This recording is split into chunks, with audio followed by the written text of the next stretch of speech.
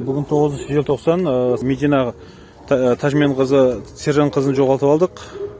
102-ге телефон соқтық. 102-ге телефон соққан уақытында сразу осыншама қызметкерлер келіп көмектесті. Бар қайсына 1000 алғыс. Қызметтерін жемісін көрсін. Отбасына, шаңырақтарына биік табыстар. Рахмет.